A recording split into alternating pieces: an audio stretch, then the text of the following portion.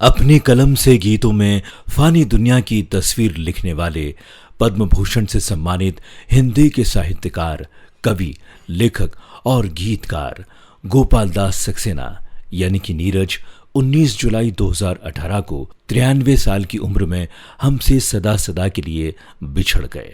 कलम का फूल खिलकर बिखर गया और अपने पीछे छोड़ गया शब्दों के महकते गुलाब, गीतों से रोशन चिराग जो हमें राह दिखाते हैं, प्यार का संदेश देते हैं।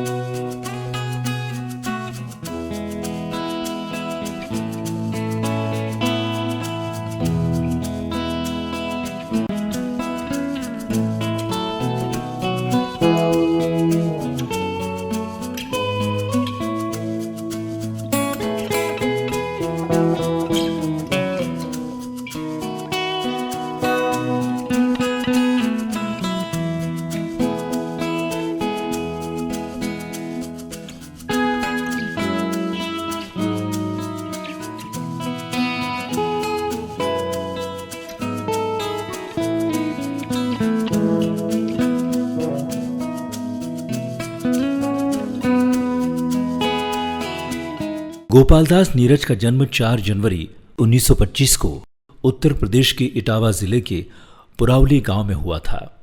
कहा जाता है कि जब नीरज 6 वर्ष के थे तो उनके पिता बाबू ब्रजकिशोर सक्सेना का निधन हो गया था।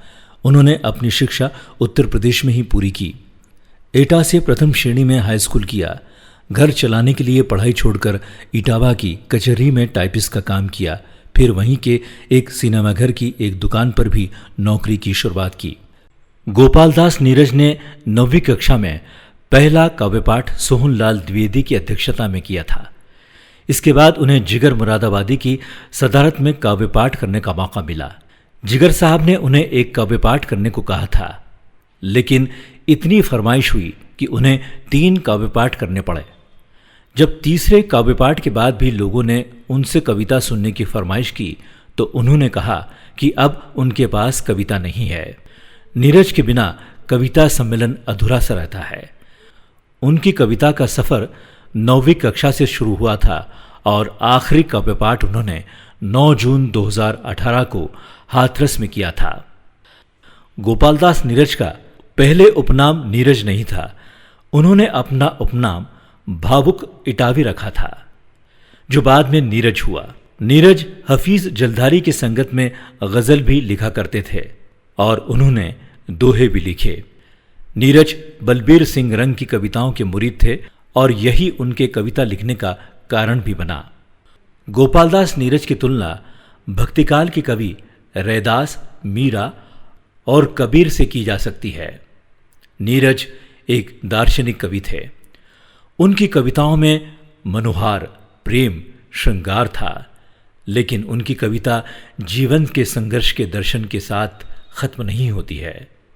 नीरज संतों की परंपरा को गाते थे। वो वहां गाते थे जहां भक्ति परंपरा रहती थी, लेकिन उनके सब गीतों में भक्ति ही नहीं है, प्रेम, श्रृंगार भी होते थे। नीरज के पहले कविता संग्रह का नाम था संघर्ष, जिसे बाद में बदलकर नदी के किनारे नाम दिया गया था। नीरज की कविता की कल्पना करुणा के बिना नहीं की जा सकती है।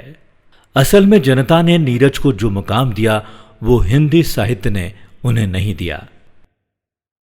कवि सम्मेलनों में अपार लोकप्रियता के बाद नीरज को मुंबई से फिल्म नई उम्र की नई फसल के गीत लिखने का बुलावा आया, जिसे उन्होंने सहर्ष स्वीकार कर लिया।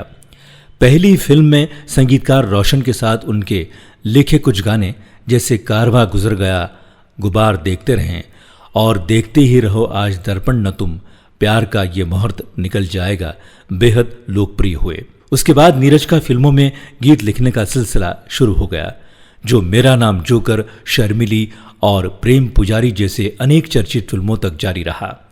नीरज को फिल्म जगत में सर्वश्रेष्ठ गीत लेखन के लिए 70 के दशक में लगातार 3 बार फिल्म फेयर पुरस्कार मिला है। फिल्म फेयर अवार्ड जीतने वाले उनके गाने हैं काल का पहिया घूमे रे भैया, फिल्म चंदा और बिजली 1970, बस यही अपराध मैं हर बार करता हूं, फिल्म पहचान 1971 और ए भाई जरा देख के चलो, फिल्म मेरा नाम जोकर 1972। 1991 में पद्मश्री, 1994 में यश भारती, 2007 में पद्म भूषण सम्मान से उनको नवाजा गया था। उत्तर प्रदेश सरकार ने यश भारती पुरस्कार से भी सम्मानित किया था। मध्य प्रदेश शासन द्वारा वर्ष 2015 में प्रथम राष्ट्रीय कवि प्रदीप सम्मान से नीरज को सम्मानित किया गया।